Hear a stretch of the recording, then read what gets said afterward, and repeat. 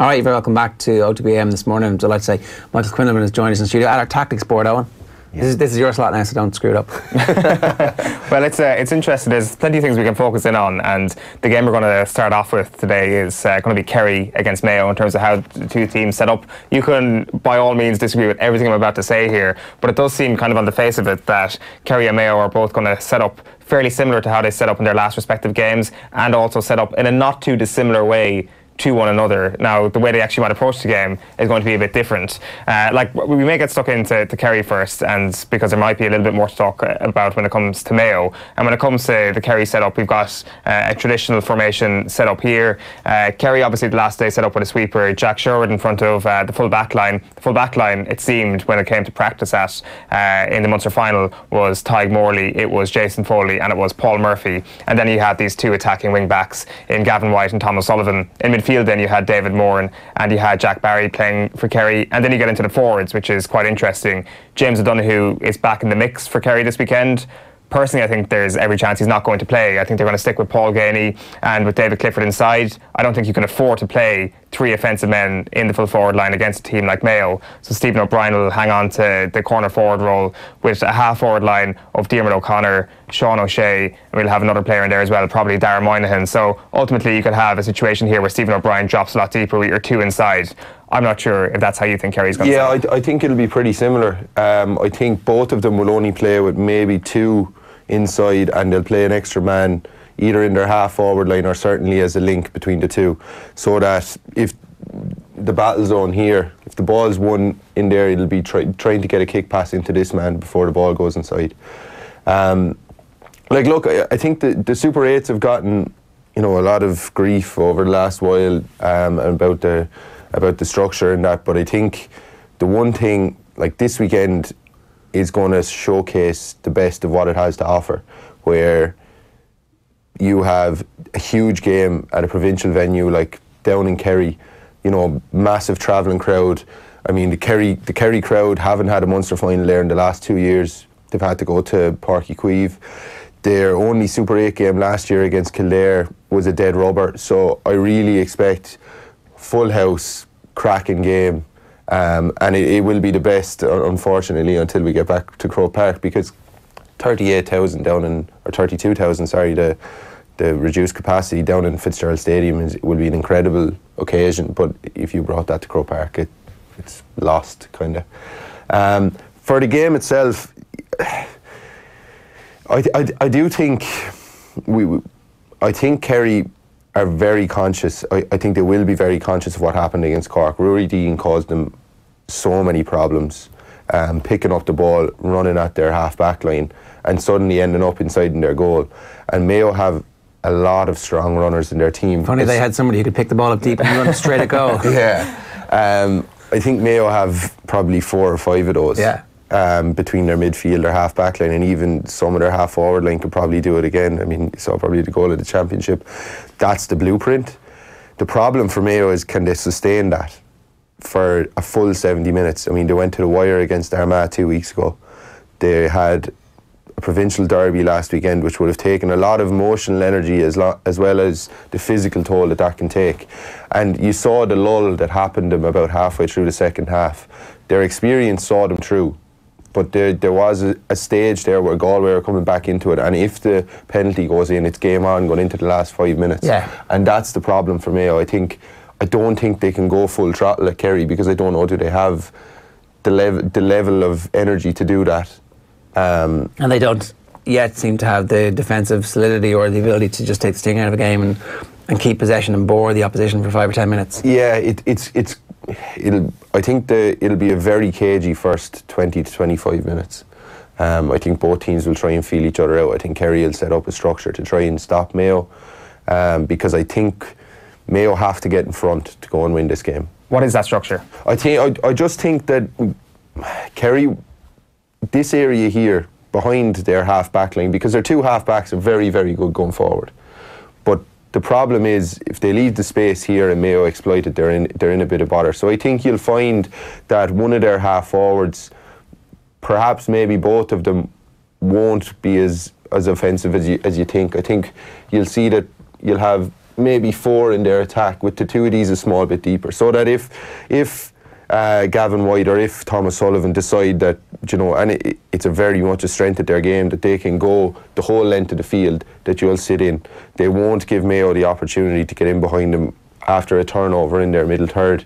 And I think if Mayo try to build from deep, I think you'll find Kerry will try to play with a bit of a Roman sweeper, where maybe one of their midfielders will go back and you'll see Jack Sherwood sit in, or else one of their half forwards will come back and you'll see their wing back sit in. I think it's very much a, like, Kerry did it, I suppose, against Tyrone in the league, where they got everyone behind the ball, but then their attack was hindered because of that. And Kerry's strength is their forwards, like. So I think by playing, the Roman sweeper, or just the extra man when you can get back there, I think it still gives you the opportunity to get forward and get scores, while also just shoring up that defence slightly. So therefore, do you expect James O'Donoghue to start? I don't think so. I don't think so. No, I think they can't play him, but it means dropping Gainey or David Clifford. Yeah. And given the fitness issues, Gainey edges James O'Donoghue at this point. Yeah, and I think James O'Donoghue is a big player to be bringing off the bench. I'm also not sure Keegan will start, to be honest. Right. Okay. He only got injured a week and a half ago. Yeah. And I only just, from personal experience, I've done an ankle injury, and you can get it to a certain stage, and about 4 weeks later I came back. Now his mightn't be as bad as mine, fair enough, that it might be different, it could have been just a twisted ankle, and that's alright. But when you come back, I came back and played 15 minutes, and the following weekend I was like, do you know what, I'm ready to go in here, I'm fine. And I'm playing in the inside forward line, remember, so I don't have the 80-yard bursts that he does. But when it came to the following weekend, the pressure of running on it constantly for 70 minutes really had me in a lot of bother. And I think he did 10 minutes last weekend. I think they'll hold him and maybe look for maybe 20 or 25 this weekend. Right. I think because of how cagey the game might be for the first 20 or 25 minutes, I think he's a huge presence to bring on. He lifts the whole team when he comes on again, and they're going to need that going into the last 20 minutes because of the games that they've already played. So who are the four? If Kerry only have 4 forwards, it's going to be Clifford and Gainey, and it'll definitely be Sean O'Shea and Stephen O'Brien. And Stephen O'Brien as the fourth. I think Stephen O'Brien is probably he'll be the one to be the link between the inside line and their half forward line. Similar enough to what he did in the second half against Cork in the Munster final. Is there a situation where Kerry's weakness and Mayo's weakness actually aren't that different from one another? Because when you think Stephen O'Brien, you think success to a certain extent against Mayo, because he is their best runner going forward. Yeah. Both teams like to play 15 on 15. So maybe when you look at their weaknesses, when one of their players gets beaten, suddenly they're all retreating towards their own goal because of the nature, the way both of them play the game pretty similarly, with 2 inside, 1 outside, or 1 linking between their inside forward line, their half forward line, working hard, and the rest are all tight. Maybe sometimes getting the extra man back in there, but I think that's why you tend to see similarities between the two of them, and it's probably the same reason why you've seen so many cracking games between Mayo and Kerry over the years. Darragh O'Shea in his column this morning is saying put Sean O'Shea at midfield. I know it's something that Ger has been an advocate for a while now as well, and I guess you think about the knock-on impact that has on the Kerry team if Peter Keane believes in him as a capable defender and somebody who's able to track back. Then I think it makes sense. Jack Barry drops out of the team, then you've got a space open up here in the 4, and Cahair O'Kane, who we're going to have on the line in a moment, is suggesting that James O'Donoghue should be playing at 11. So that's a knock-on impact of that, the potential luxury that you have as a playmaker in the forwards. Yeah, but I also think Sean O'Shea is their best kick passer from 30-35 metres into their inside forward line. It depends on whether they think Keegan plays. I think Keegan will man-mark him if he does, but I just don't see it. I think Paddy Durkin will be on him. You'd fancy taking on somebody with an ankle injury, wouldn't you? Yeah. Twisting and turning. You can't hide. You can't hide with that because there's so much pressure on your turning and. But I don't know. I don't really see Sean O'Shea playing midfield. I don't think that they've really gone with him there at all. I think it's a very big decision to make it in a Super 8s game. They haven't tried it out. They didn't really try it out in the league, I don't think. They didn't try it out in Munster. And he naturally drifts into that area anyway, while also getting up the field. So I think putting the defensive responsibility on him might actually take away from what he gives you going forward. Yeah, it certainly seems that way. I want to go through some of the Mayo personnel as well, and one of the key men on this is going to be kind of similar to the roaming sweeper. Is it going to be a roving sweeper? Is it going to be kind of a Cullen Boyle kind of stuck there, or whatever it may be? What I'm going with at the moment, I do have Lee Keegan in this team at the moment, but it's going to be, I think, a full back line. What are we Reds or are we Reds? Red, yeah. So it's going to be Higgins, Harrison and Barrett as their full back line. For me, if you can get someone like Stephen O'Brien on Keith Higgins, that's the matchup. That's the matchup Kerry want, I think. I mean, we're looking at Cathal Craig zooming past him in the Connacht final. That's the sort of thing they want. We'll put Cullen Boyle, for argument's sake, into the sweeper role for the moment, and then halfbacks of Paddy Durkin anyway. Let's say it's not Lee Keegan. Let's say it's either going to be Donny Vaughan or Stephen Cohen at some point. Then we get into a midfield two of Aidan O'Shea, and then the other person there, either Donny Vaughan or Stephen Cohen. And then three half forwards in Fionn McDonough, Jason Doherty and Kevin McLaughlin, and that full forward line of Cillian O'Connor, Darren Cohen and James Carr with his 8 million or whatever Twitter views. It's when you look at that team on paper, it's actually an unbelievable outfit. It's very, very hard to pinpoint any weakness in that Mayo team. It's strong, and the players that they have on the bench make them stronger as well. They have huge experience coming off the bench in a few positions. I think the difference between Mayo and Kerry at the moment is that Mayo trust their inside backline to go man on man.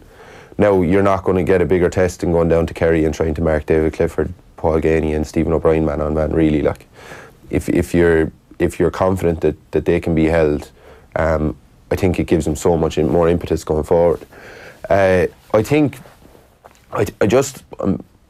Durkin will pick up Sean O'Shea. I think he's mainly just because he's been their man marker when Keegan hasn't been there. He did it against Shane Walsh last weekend, and I just think Boyle might play on the wing. And what you're saying about the sweeper thing, I think they might employ pretty much the same thing that Kerry might do, where you'll see that this wing forward here might drop to just a small bit deeper, and James Carr might play out a small bit, so that Boyle can get back in. Like you saw where Carr picked up the ball, it was in this right half forward position, and he's driving in the way, which leaves your space for Cillian O'Connor and Darren Cohen inside. It'll be intriguing. I think I'd be very surprised if it was a man-on-man 15-on-15 game. I think you'll see slight variations of the same thing out of both of them, because they want to nullify each other, especially. I'd like to make the case for it being absolutely chaotic at the start and less feeling out, because I think that both sides have a nervous energy about trying to kill the opposition before they get into the game. I think it'll be wild the first 15 minutes. It'll be wild for 70. Yeah, I think if you were Kerry, I think you want to really go at Mayo early because they haven't played, as in Kerry need the 15-minute blowout to get back into championship mode, because they haven't played for 3 weeks. Because they could find themselves 2-3 to 2 points down like Galway did if they don't. Yeah, I think I know we've said it might be, or I've said it'll be cagey, but it's only because I think until Sunday, until Sunday evening you won't know what players are playing, and you won't know where they're playing. So that's about the first 10 minutes might be just a bit kind of see what happens, but Mayo have to get in front if they want to go and win this game. Yeah. We've got Cahair O'Kane with us as well, who's been writing about the Kerry defence in particular. Cahair, you kind of pinpoint the difficulties all the way back to the league that they had. So what's your analysis at the moment of where the Kerry defence is in particular? Well, the point that I made about the Kerry defence is that, their defence is taking an awful lot of criticism and an awful lot of heat at the minute.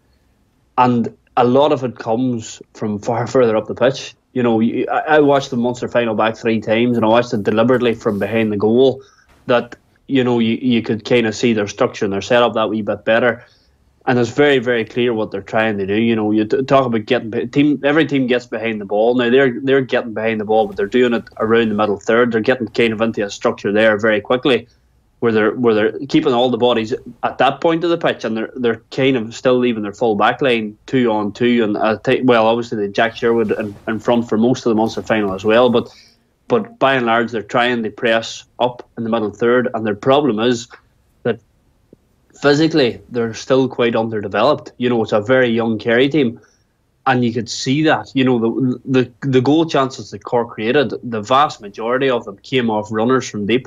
And Cork were fit to break that middle third press with such ease through pretty much the whole game. It's no exaggeration to say Cork could have had 6 goals in the Munster final.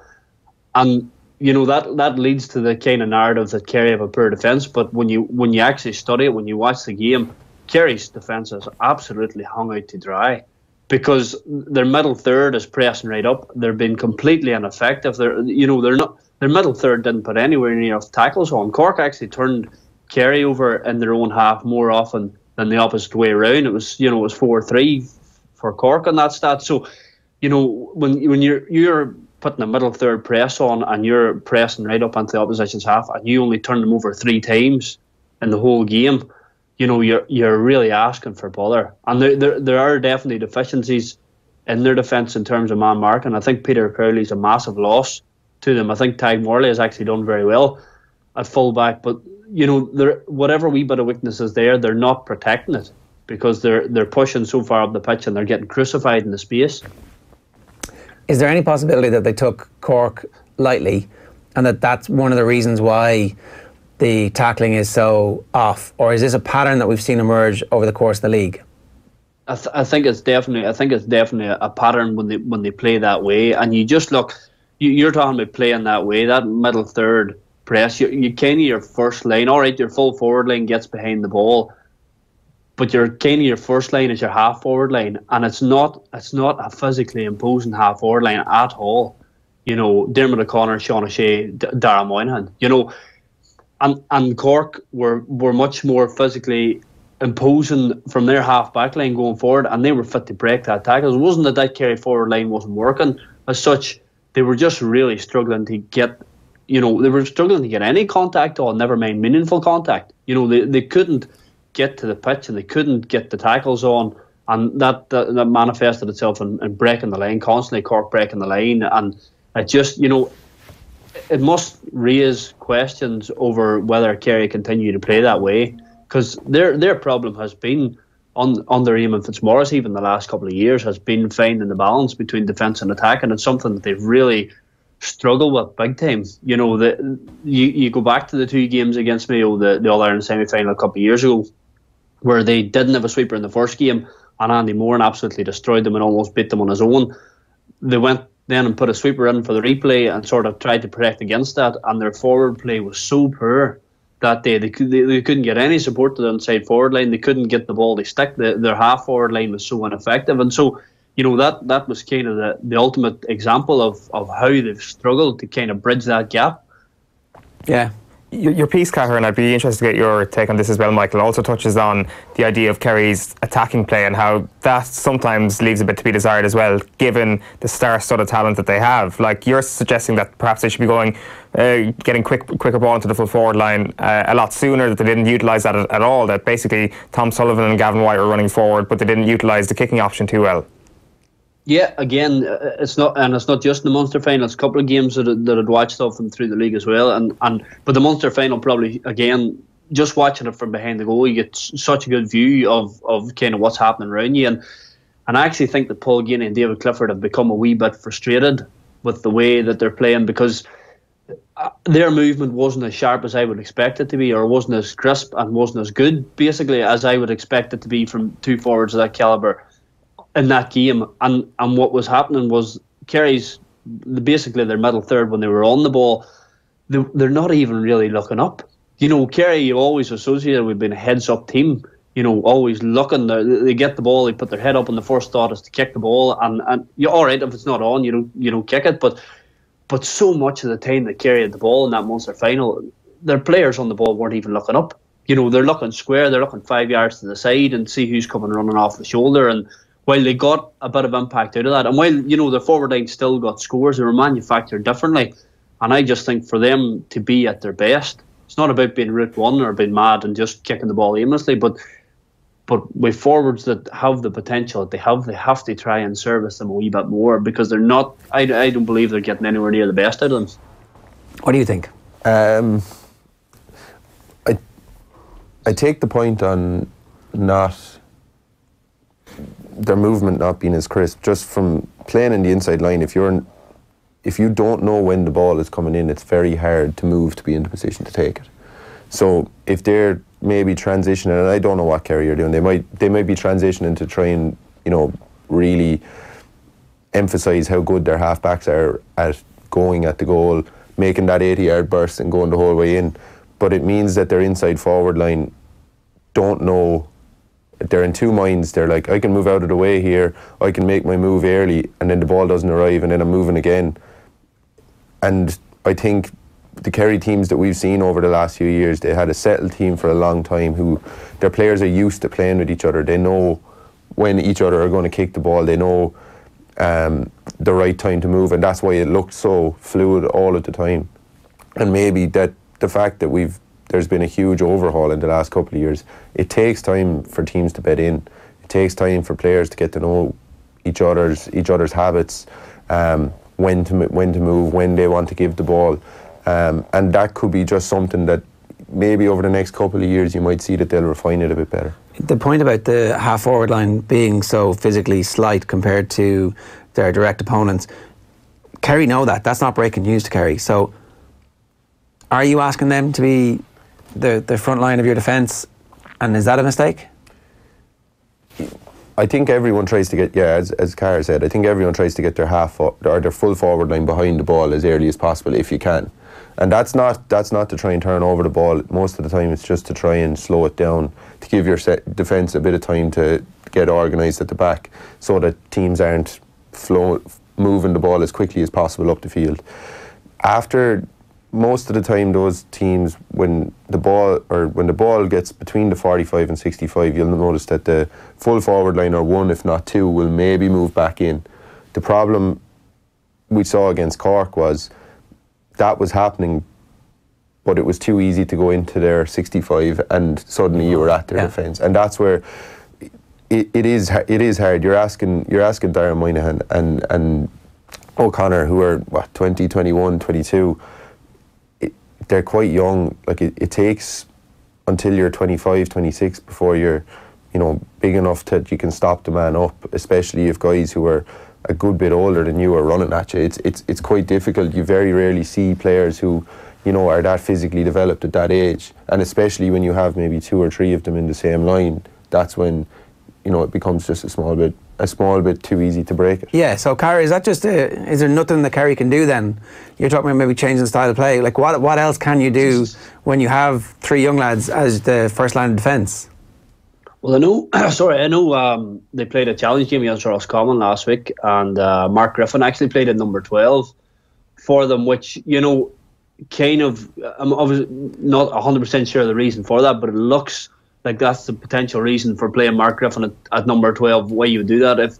Because otherwise, you know, if you're going to play a middle third press, it is going to be a big struggle with that half forward line. You know, you're just going to find that it's going to get broken, especially, you know, we're talking about Mayo and the threat that they have from deep and the power of those runners that they have from there. You know, you either end up changing your style of play, and people, you know, talked about Kerry changing their style of play under Peter Keenan. You know, they went against Tyrone in the first league game right back at the start and pretty much put 14-15 behind the ball, closed it all up and won the game 11-7. And, you know, Tyrone didn't see it coming. They got kept to 7 points. But the big issue for Kerry was that they only scored 11 themselves. You know, and finding that, I go back to the balance that they haven't been able to find. You know, they would feel that they get the best out of their attack by trying to press up the pitch and trying to keep as many men in support as they can, and that is, you know, why the middle third press kind of comes about.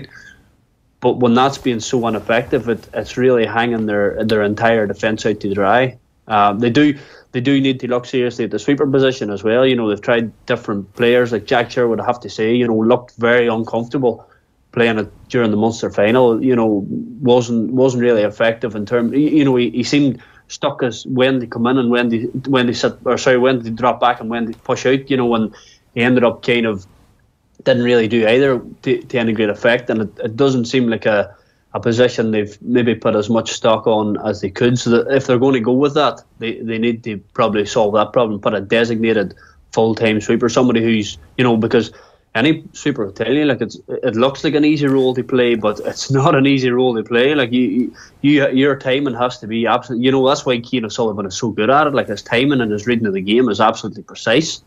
Whereas, anybody who's 5% down on that timing, the quality of kick passing now in the game and the quality of, the ball's past them. Yeah. Just one very last quick thing on this, Michael. You talk about potentially lack of physicality on the Kerry side. What about Tommy Walsh?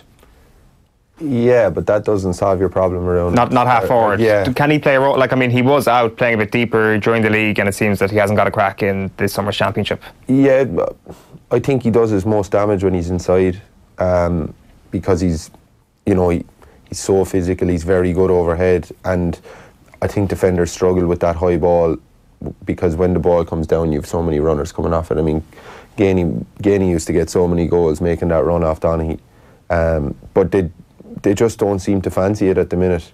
Maybe it is the fact that they're not kicking the ball as much and as early into their inside forward line, because I think that's what he would feed on, would be early deliveries from the middle of the field when the ball gets turned over. Is he not mobile enough for a half forward role?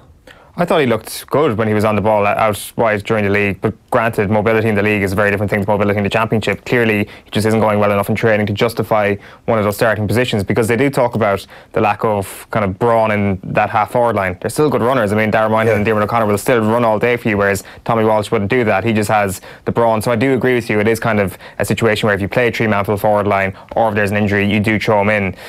So it'll be interesting to see what happens there. I think the Mark Griffin thing is interesting. Yeah. That they're playing him at the half forward line. Is that to try and get a hit on early, or is that the fact that he's going to be the one that goes back and whoever plays right half back is going to tuck in as the sweeper?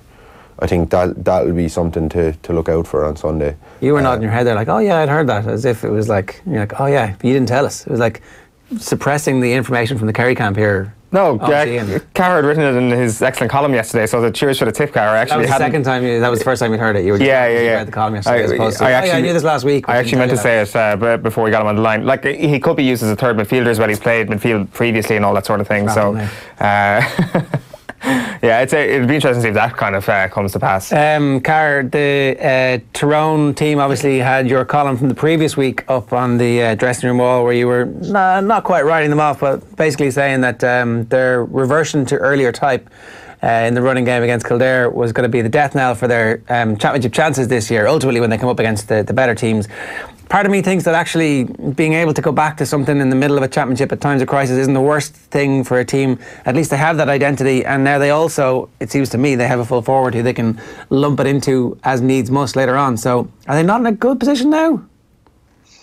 Funny, I was talking to Joe McMahon yesterday evening for a piece for this morning's paper, and he kind of made that same point, that to be able to go back, sort of settle Tyrone. They were probably a bit rattled by losing to Donegal. They've been so good at the running game, and to go back to it for a couple of weeks, they won a couple of games, they built their confidence up, they got big scores racked up, all of that. There's definitely that side to it, but I just think that my point on it was that what we've seen from them, the running game just has not succeeded against Dublin.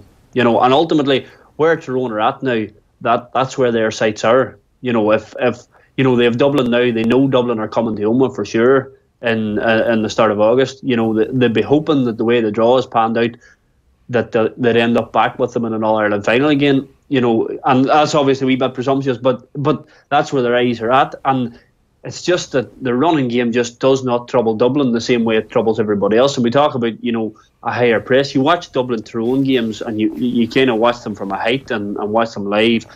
Dublin just suffocate Tyrone. Cian O'Sullivan comes back and plays. He cuts off any sort of semblance of a kick pass or any threat of a kick pass, because Tyrone at times were leaving one up front. And there is a fair degree of excitement about Cathal McShane, and he's had a brilliant summer. But Mark Bradley's movement for Tyrone last year was absolutely brilliant. Across the line, like, his movement was as good as any forward in Ireland. He made, for every ball that he was going to get kicked, he almost made 8 runs across the line, and he barely stepped outside the 21, and he was such an outlet for them. And yet, Dublin were able to cut that thread off so easily because they just protected the space in front of it, because Tyrone didn't have enough bodies and support to create the illusion that they were going to do something else, to allow the kick pass to be played.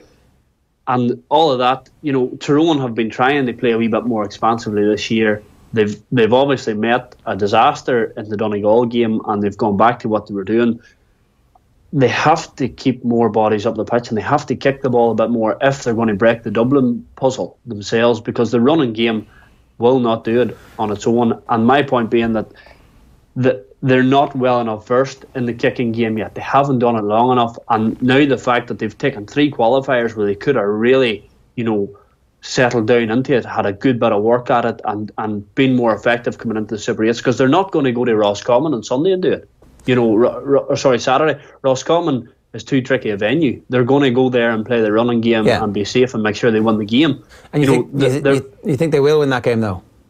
I think they will win the game. Yeah, I think they will. I just think they're just that wee bit cuter. It's a totally different game to last year's game with the Roscommon. And the thing about Roscommon is, and they'll well know it, their defensive solidity this year and compared to last year, comes down largely to Anthony Cunningham picking the same pretty much back 9 for the entire championship. Whereas last year Kevin McStay was saying he couldn't settle on a centre half back. I think the Tyrone game last year was Cal Craig who played centre half back against Tyrone. So they've settled into all that, and Tyrone do struggle even playing the running game. They do struggle against teams that set up well. And Meath showed that last year in Navan. Tyrone were very, very lucky to get out of that game because Meath were well set up. Yeah. So it'll be tough for them, but I think they'll get out of it. All right. Cara, good to have you with us this morning. Thanks very much for joining us. Thanks, man. It's Cahair O'Kane there from the Irish News. 2 other quick games to talk about briefly. Cork against Dublin.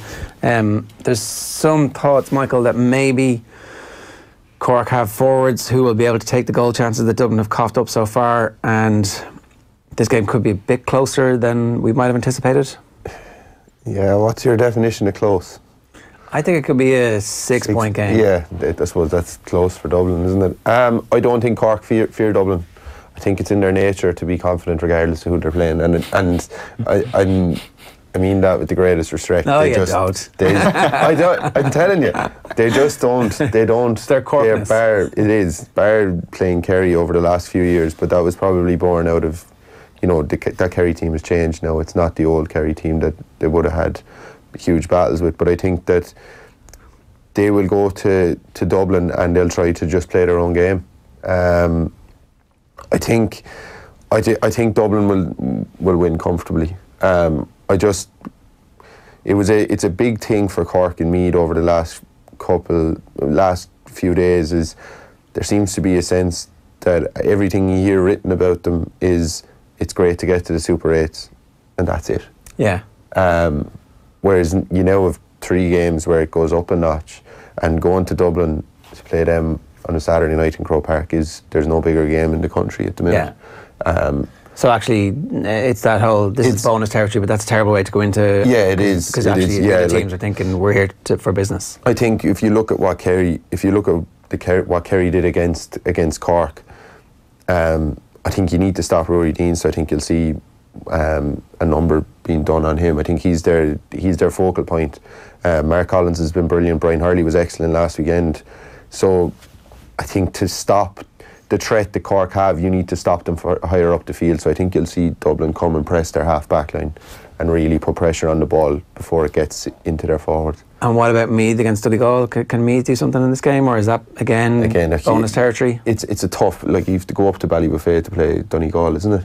That's a really tough place to go in your first game in the Super 8s.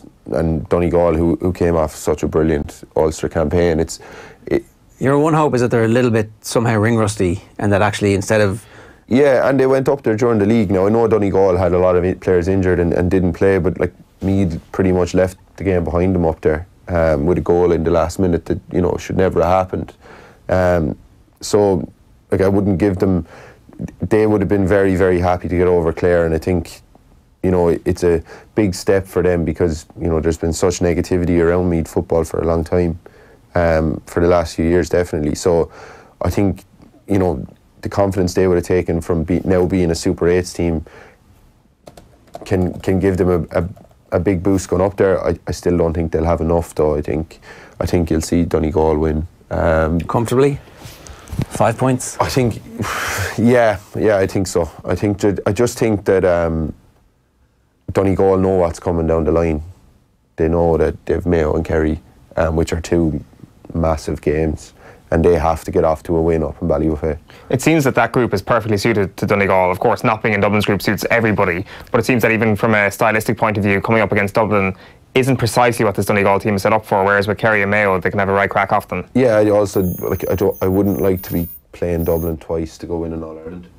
So yeah. I think that's where Tyrone are under a bit of pressure. If what Cahair said, if they're setting their sights on All-Ireland, they have to welcome Dublin to Omagh and then probably go down to Croke Park if Dublin are in the final and go and beat them again, which is quite tough. You kind of, are you trying to hold something up your sleeve? Are you thinking that far down the line? Because there's so many games between now and then. Yeah. What do you do? Like, I don't know. It's really hard. I think you've no choice but to try and go and win the game and get the confidence that comes from that. I just want to show you this. It's the most controversial thing in the world of Gaelic football at the moment. It's the OTB AM Gaelic Football Power Rankings brought to you by Specsavers. Where Tipperary? Oh, now that you're faced with the actual. Slipped, I would say. So. Geez, they're way lower than I thought. But then you thought in your own power rankings. Right. How do you feel about that, Michael Quinlivan and Tipperary? Yeah, thought we expected better now on. Look. Behind Longford, geez, I'm very harsh on Tipperary this year. Behind Offaly as well. I suppose Offaly with that, with a decent kind of few wins this season, that was kind of what kind of propelled them there. Derry and Down was a particular source of consternation for Ger, rating them so highly this year. Sometimes you just have to hold your hands up. Like, we went out after 2 losses in a championship too, and if you're ranking it, the nature of a power ranking is that it's current, it's not based on. Well, I mean, I like the fact that you have some. Well, actually, hold on a minute. You're putting some credibility in this. Hold on a minute. Actually, I wish I knew you were springing this on me, because I could have counter-sprung a video on you. So after the Limerick defeat, I held on to the belief that Tipperary were way ahead of Limerick in the power rankings. Ger here actually argued otherwise, that Limerick should have leapfrogged you in the power rankings. I agree. So in that week. Yeah, in that week, right? I think you fall between two stools. You have to go with the current thing, but can you move teams right up and down? Yeah. Is it that? Yeah, you can. It's we're making the rules up here, so yeah. Okay. Yeah. No, pedigree counts for something. Okay, Owen, you're rattled. And that's great. Michael, thank you very much for joining us. That's the OTB AM Gaelic Football Power Rankings with you every Wednesday, sponsored by Specsavers, the official partner of GAA Hawkeye. So last night, Sean O'Halpine and Tommy Walsh were on the show to look back on the Cork-Kilkenny rivalry. We're going to hear Tommy's take on the rivalry in a moment, but here's Sean Og on why it was like the space race. Have a look.